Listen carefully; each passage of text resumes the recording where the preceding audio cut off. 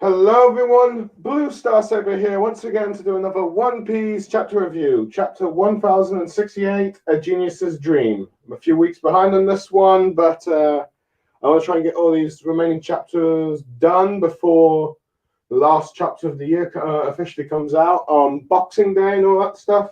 So eventually I'll have free time to try and review it before, let's see, by the new year and all that stuff. But yeah. Let's see. Anyway, 1068.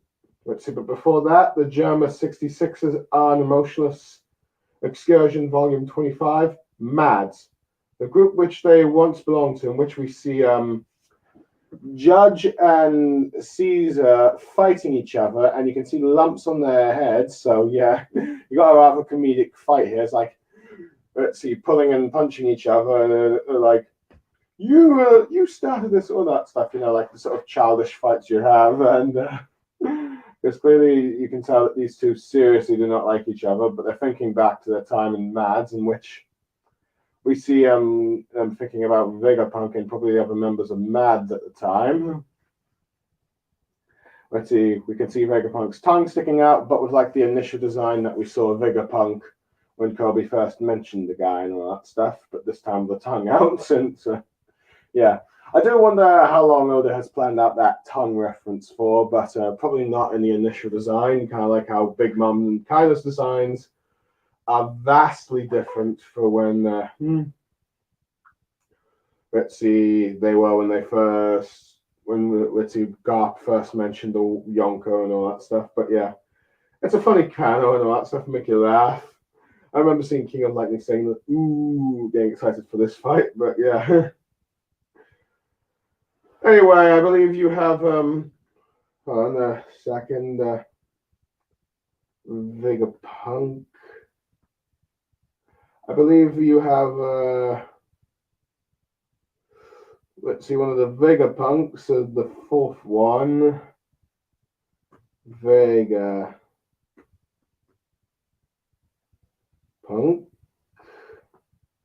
I believe this one would be Pythagoras. Thanking Cypherpole that for returning their Saffron and all that stuff, but the unit Esper is capable of returning on its own free will and all that stuff, and forgives them, but they are busy at the moment, and just ordered the bear to return, the Esper to return, and that's all they really want them to do and all that stuff, but you get Kaku complaining about, why are you giving us the cold shoulder and not letting us in? With Rob Lucci thinking, okay, Vegapunk has probably figured out what their intentions are. With Kaku complaining about how after a long journey, they just want to relax. With the Vegapunk responding that you have, let's see, Naval Base G14 and all that stuff nearby, so you can go there to be welcomed. With Rob Lucci finally stepping in, asking if this is Vegapunk he's talking to, and which of course Vegapunk responds. And we learned that apparently there have been a bunch of disappearances of visitors to Eggpeg from Cypherpole 5 2 months ago, 1 month ago Cypherpole 7, and then 2 weeks ago CP8. Now, the Vegapunks would say they remain ignorant of this, and that all those ships have apparently visited and disappeared later and all that stuff. Let's see. But yeah, let's see that they have managed that all those ships left, despite the reports that they've been missing. With Lilith getting angry at the accusations that apparently Rob Lucci is implying and all that stuff. But she does it in a way that's sort of picking a fight, if you will, which let's see, Paragraphus is like wishing that Lilith would not, and then it's saying that, well, yes, she's the evil one. Tone it down a bit. Let's see, and she gets really pushy when she says, come in here and see for yourself, but that, of course, is not really what any of the other Vegapunks want, particularly Paragraphs. But anyway, He just ends up saying that, let's see, he's just asking him to leave and thanks him and goes bye. Rob Lucci is saying that apparently he has the message received. CP0 wondering what they're going to do now, whether it's the grant, let's see, I believe Kaku, but then Rob Lucci confirms that they're going to use the SS Bear to fly over to the island. And even though they may do that, the sea beasts will show aggression, destroy the ship, so they're willing to, stay on the, let's see, they're willing to lose their ship just to get onto the island. But yeah. Anyway, we cut to the Grand Line where Kumba Kingdom is, where Kuma is running about, where people wonder where he's gone, but he uses his own devil fruit as he's pulling out all the wires out of him, and he disappears to who knows where, with Dragon concerned about what Kuma's done. Meanwhile, we're back to Scraphead, where Luffy's asking why, let's see, Vegapunk wants to take him, given the fact this is his lab. And as Vegapunk reveals that even though that is correct, and he's used every bit of research money he can and funds and resources from the government to do whatever he advances for an experiment, even now he has ideas flowing in his head, even though he doesn't have the, manpower, time, and resources to funds and all that stuff to do it all. So he does wish to create his ideal world of science. In a world in which the energy is apparently available for everyone for free and it's unlimited and all that stuff around the world. Luffy doesn't care, as you can see him picking his nose, which shocks Vegapunk about how he doesn't seem to have the reaction he was expecting. Where Luffy just says, okay, just giving everyone something for free and all that stuff, with Jinbei pointing out the fact that let's see, a radical idea of that would be able to create, would prevent all the, could be helpful as all the, countries in the world are fighting over weak resources for pointless wars. With Vegapunk saying how that's correct, and it's how foolish of mankind to do so. And doing this will lessen the cause of world. As Vegapunk stares into the abyss, talking about the world positively bringing with, energy and all that stuff. And if they can simply convert into power and all that stuff, and let's see, they'll be eliminating one of the, of course, world's greatest problems for war. Saying that this is the, hopes that his words that science will reach one day and achieve this, dream of his. Luffy just still picking his nose, not caring, and Vegapunk's still shocked he has no interest, but Luffy, in fashion, just says, well, he thinks it's pretty good that he's trying to make everyone happy and all that stuff. He's just not interested in being a hero himself and doing this himself. So he just gets to the point on why he wants to leave, which Vegapunk probably realizing that, okay, Luffy's not really interested in that, but it's probably now to get to the point that the more that he's going to try to do this go, let's see, the closer he gets to the power source that moved the machine 200 years ago, and what gave it its strength, if you will. Even though him as his nature as a scientist cannot help pique his curiosity, even though it meant dabbling in the forbidden knowledge and all that stuff. So, even though, in the sense, carrying out his friend's will with Clover and all that stuff, he goes deeper into the depths, and just as he goes on, an explosion happens on the side, which shocks everyone that's going on. But Vegapunk realizes what's going on right now and says that, as you can probably tell, he's dug himself too deep into the past. So now the government is going to try and get rid of him, like they did Urahara, which shocks the crew. I believe probably Luffy, but or maybe even Chopper, who knows? But probably Luffy. With him realizing the commotion is probably caused by CP0, Luffy is shocked as well. From the last hundreds of chapters, he's never actually been in any discussions about CP0. After all, in Dressrosa, he wasn't there when Law brought them up. And I think Robin might have known them as well. I mean, at least, I think maybe Caesar did, but yeah. But anyway, Luffy finally gets an explanation of who CP0 is and all that stuff. About how they're CP agents under the world government's orders. But he's shocked that it's not, wonders why it's not CP9. With Jimbo explaining that they're the ones who are actually above CP9. And whenever they're active, apparently that's when the world-shaking events are about to occur, if you will. And we see, let's see, as we see Rob Lucci's group, let's see, with CS Ben, the Pole agents, walking about the city with Kaku being amazed by it all. You can see some of the citizens shocked by their appearance and wondering why they aren't wearing black suits. I wonder why they're not coming for the port and that stuff. And when they realized that, when they heard about the rumors about the two sea beasts destroying two sea beasts were destroyed nearby, they probably wonder if that means that the CP0 agents here are intruders. With I believe Paragraph, let's see, informing Shaka that CP0 is on the island and all that stuff. With them questioning how they managed to get past the port. With the Straw Hats reacting negatively, particularly Usopp and Nami, not wanting them to be here and all that stuff. And you have kind of Sanji going around to Robin to protect him. I kind of like that little truancy gesture. Let's see, and as Shaku ends up looking at the recording of the beasts devouring their ship, realizing that they must have refused their suggestion, and they suspect that they used the purple fruit power to reach this island. Let's see.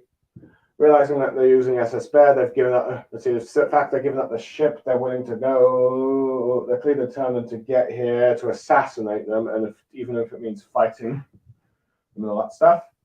With Shaka telling ordering the evacuation of all the researchers and workers, and orders for Atlas to get back to the lab, and to mobilize the Sephiroth's S-Snake, S-Hawk, and S-Shark, and have Santanamaru put in charge of them.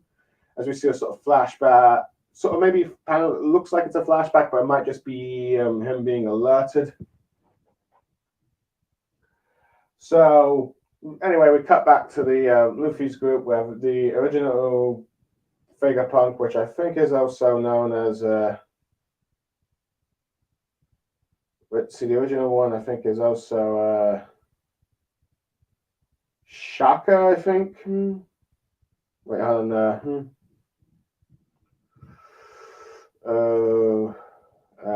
SSG. Let me just look that up quickly. SSG satellites.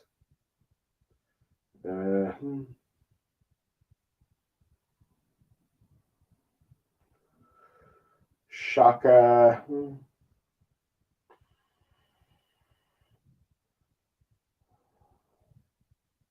Oh, yeah, Stella. There we go. Made a mistake there, but yeah, it's Stella. You know, the original / Stella.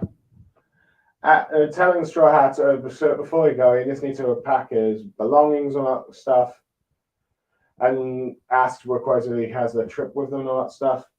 Luffy questions why he's making it sound like it's a picnic trip, and Jinbei is commenting about how his disappearance will cause an international scandal around the world, given the fact he's the world's smartest man, not to mention the biggest scientific genius for the Marines military aspects. So yeah, well, that's the reason, really. But Luffy was saying, like, agrees to it just because, let's see, Vegapunk's head is funny, with Chopper just being shocked by the reasoning.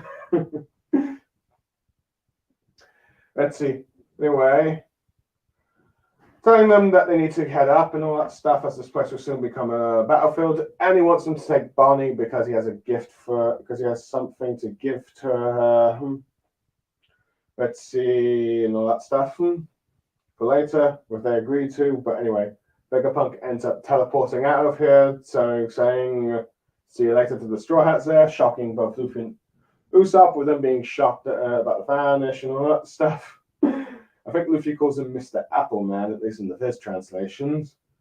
I think maybe possibly Jimba saying the future makes his head hurt. I mean, that's sometimes the one downside of the panels, not being, let's see, next to a character. You don't know who's actually talking. But yeah, but Shaka, but the CP0's group is attacked by that holographic space monster. You can clearly say some of them either firing a switzy or retreating, but having no effect. Kaku ends up charging in to fight it because he always wanted to fight a space monster using his Tempest Kick, but Stussy, I believe, ends up telling them too late that it won't work as a hologram as he passes through. With I think I'm mention that first, will you? Let's see, with Rob Lucci implying that Stussy knows quite a lot about this place. Let's see, she says, of course, but she hasn't been here in ages. But anyway, Gaku saying that since he's already in the air, he might as well go to where Vegapunk's bound to be anywhere, which is above the clouds. With Stussy informing Rob Lucci about those two lines, which is interesting, is an 072, and I think it was a 064 number before, so the numbers might imply something, maybe some sort of time, or time of the day or something, but yeah. But it reveals that if you cross the enemy lines, it activates a laser beam and it hits Kaku and he comes crashing down.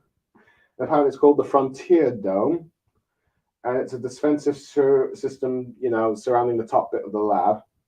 Government agents concerned about Kaku, with her saying just don't take the point of the whole thing is not to take the scientist lightly. World's greatest, but Rob Lucci also says you could have warned him first, and you really get Kaku complaining about Stussy, saying how she's got a heart of ice, but she just teases him about how he probably now feels warm now.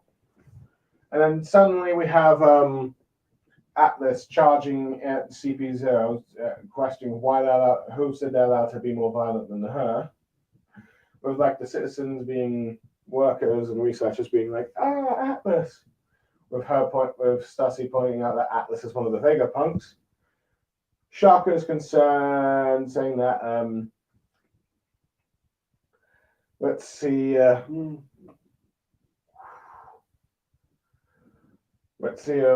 Atlas is no match for them. As she's about to try and do her mighty punch, Rob Lucci turns into his leopard hybrid form, saying how it's not a game, and then uses his strongest attack, the Six King pistol, which he used on Luffy long ago, and blasting Atlas in the face, shocking the citizens with Kaku commenting about Rob Lucci's mercilessness, and we kind of see Atlas's screen cracking, kind of hinting that she's actually more of a cyborg than perhaps it was implied before, and just having jetpacks on her back as her face blows up.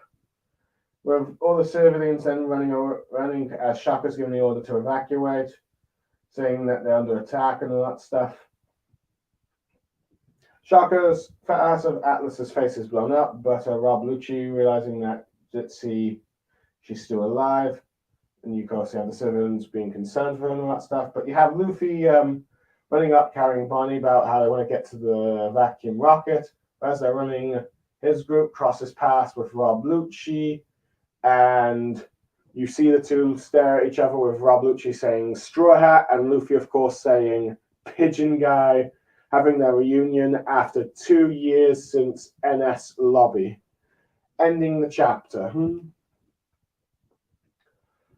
Okay, quite a lot to tackle about that, especially the cliffhanger.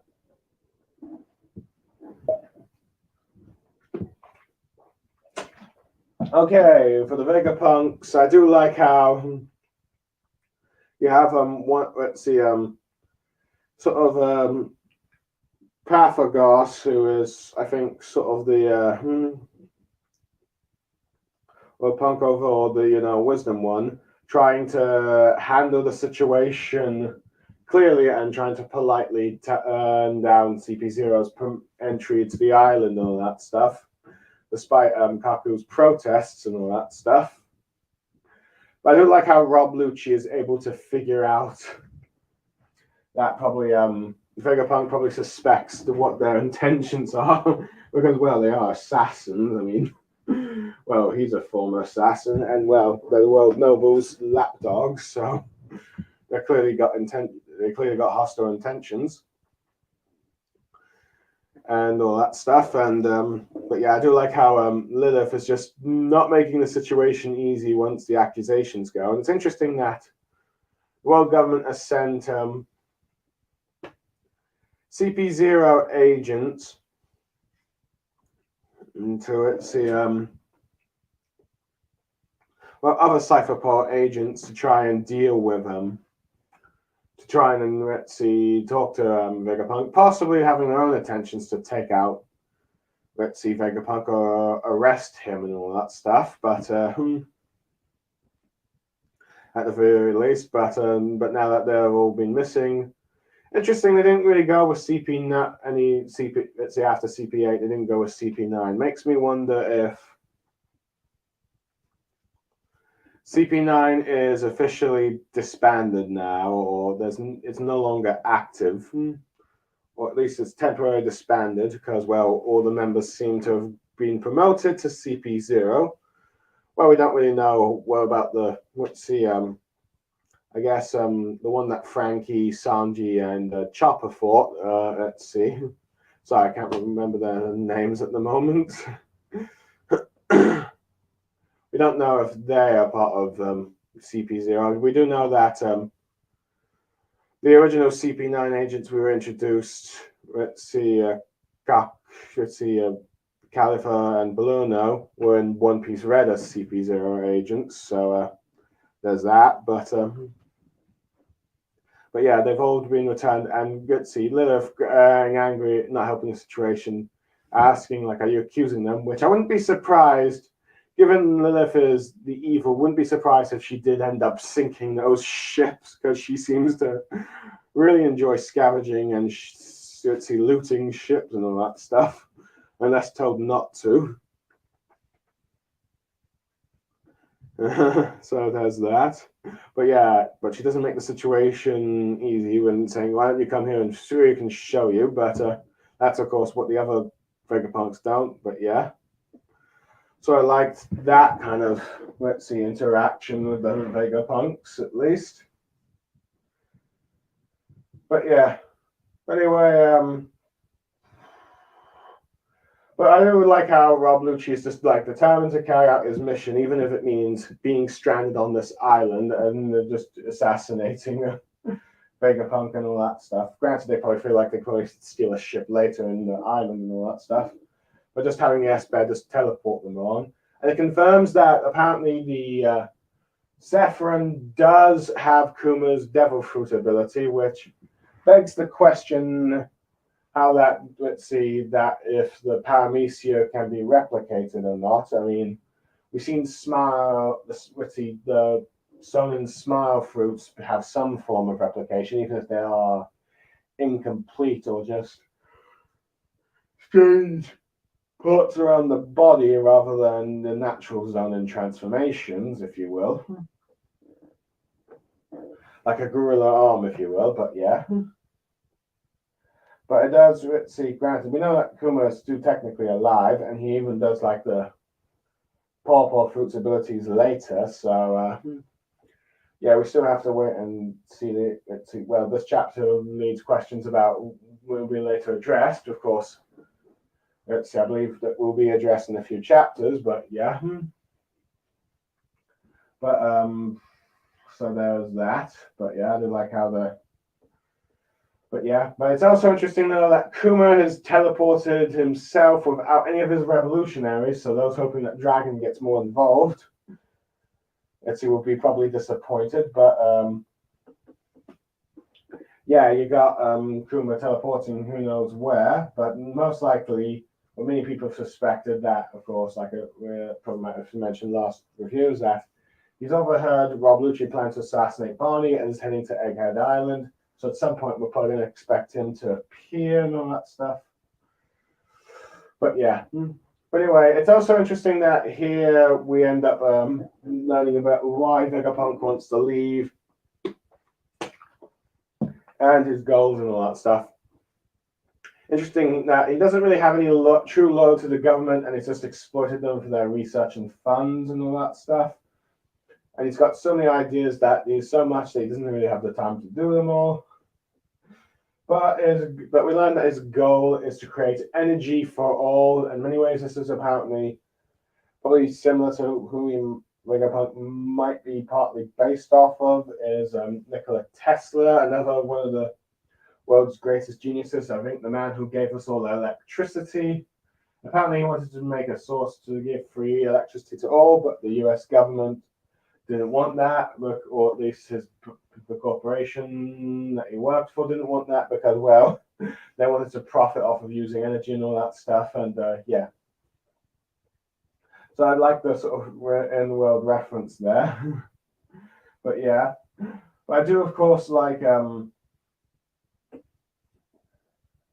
I do like the reason he wants to do it is like which Jimbo points out, with a sort of energy, like let's see, something like that would stop wars from happening, given the fact that many of the wars currently fought in the One Piece world are because of like the limited use of resources and energy and all that stuff. And with something like this, if it could go out for the entire world for free, everyone has their own energy, they wouldn't need to fight over wars, at least for energy, at least. I mean, granted, there'll probably still be sort of like ideologies, like, you know, like happened in the Cold War, or this like religious beliefs, if you will, which God is correct, that could still be a all these pirates wanting to loot and all that stuff. But yeah, but at the very least, there wouldn't be any more reasons for war, for at least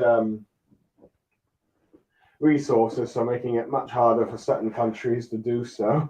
I mean, look at the sort of the accusations of countries going to war for oil rather than promoting freedom and all that stuff. But yeah, I just kind of like Luffy's reaction to being just completely funny, like just picking his nose, not really caring, even though that this sort of like shocks Vegapunk and all that stuff. But I do like how it's like, okay, Luffy sees that as a heroic thing, and well, let's see, because in his like idea about how a hero would give out or to equally spread out all the meat, but he just wants all the meat for himself, if you will.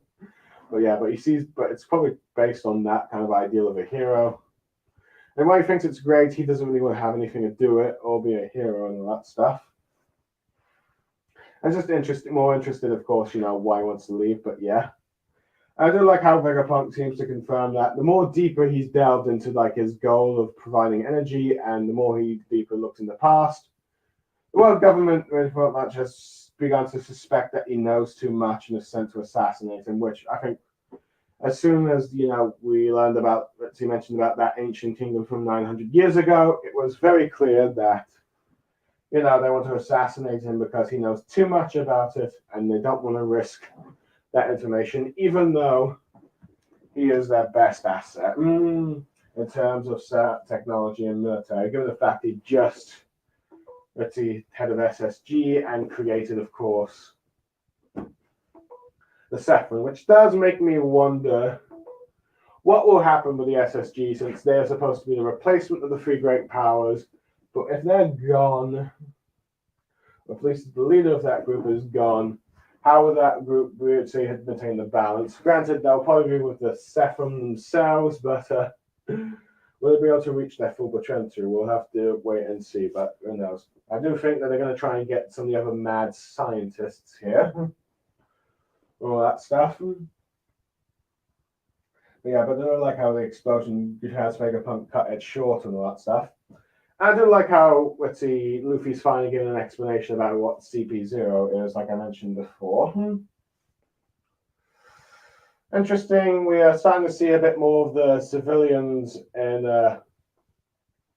Vegapunks in Egghead Island, which we haven't actually seen much before, and I think due to the fact that Oda's streamlining it, he's only really given introductions to like all the Vegapunks and not really any of the civilian backgrounds, like those who might be personal assistants to Whitley Vegapunk, but which is a shame not to know, but it's probably the better, just because of the pacing of this arc has been pretty quick and pretty well informative. Well, it's been really well done, really, pretty much. I do like how the citizens realize that CP0 guys and these white guys now, not like normal Cypherpol, are probably the intruders. And I like how the Vegapunks, when I first confused, probably realized, okay, they use the SS Bear to get in here and all that stuff. But I do like how Shaka, probably as Vegapunk 01, is the sort of second in command, so the sort of leader of the rest of the group. But anyway, I do like I said earlier, I kind of like the Straw Hats' reactions. Do something like, oh no, they're here. Nami's saying just go away, and Sanji just being surrounding Robin because they want to, because like he's protected, because they know that they went after Robin back in this lobby, and well, if Robin had told them about her experiences in Wano, CP0 were after her now and all that stuff. But yeah, but interesting. Let's see. Shaka ends up ordering like everyone to evacuate, including Atlas, and deploying S-Snake, S-Hawk, and S-Shark, which I probably mentioned. This is probably the first time all these other Sephrons have been mentioned, and yet it confirms that they all got the S, which probably stands for Sephron, and the name of the animal that represents the warlord. So at the very least, we have, at the very least, out of the 4 out of 7 of the original are among the lineup. Whether or not there are more remains to be seen, but arguably these are. It's interesting that I wouldn't be surprised if this is the order in which I might be not paying attention to my wiki history, but I think this might be the order in which these warlords joined the group and all that stuff. So yeah. And also that Satamaru is in charge, which we haven't seen put in charge of them. Like, as we've seen that he's always been tasked with the Pathistas and all that stuff. And this is the first time we've seen him since the return of Body Arc and all that stuff. And this did lead to some people questioning whether or not he would be a Vegapunk's ally or turn on him, but that will be when I get to the other chapters, which will actually be the next one, really, but that's spoilers. And I like how Vegapunk just says that, makes it like, okay, I just need to get a few things and then I'm ready to go. And Luffy just feels like they're making it sound like a trip. I do like how Jimbo is aware, like, what kind of situation it is if Vegapunk disappears like that all of a sudden. But I do like how Luffy's logic of just taking Vegapunk along because he has a funny head, because, like, Luffy just likes all that silly things. I do like Chopper's reaction, but yeah. It's interesting that Vegapunk wants Bonnie to be taken to the lab with him and all that stuff, as he has something for her. My guess it's either something that helps restore Kuma's memories or something that will allow her to at least be in charge of the Kuma, so no one else will control him like a slave at the very least. But yeah, we'll have to wait and see. Because at the moment it looks like Kuma can never truly, let's see, because from what Flamingo described, Kuma has lost his free will and is effectively dead, but we'll have to see if that's not the case. But yeah.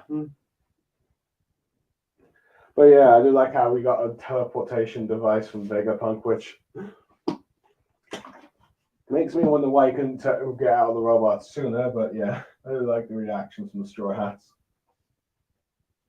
Anyway, with CP0's encounter with the holograms and all that stuff, it seems like Kaku seems to be the one that be a bit of the butt of Stussy's late timing information jokes. As a result, getting himself into trouble, passing through a hologram, and getting shot by a laser and all that stuff, which I do see is an impressive defensive system by Vegapunk. But yeah, Kaku is clearly the comic relief amongst the trio, and Stussy has her own sort of cold sense of humor about just giving information too late to warn her companions and all that stuff. As much to Kaku's expense and his complaining and all that stuff. It's interesting that Stussy,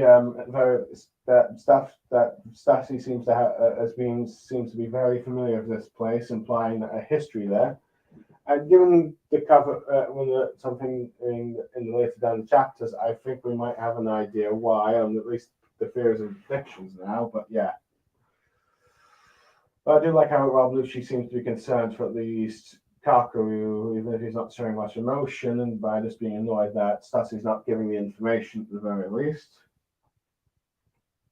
But yeah, but we get then let's see. But unfortunately, Atlas being sort of like the youngest, sort of, even though giant, the biggest of the Vegapunks is also the youngest looking and all that stuff. Probably has the, and not to mention the personality of just charging in and anger and all that stuff.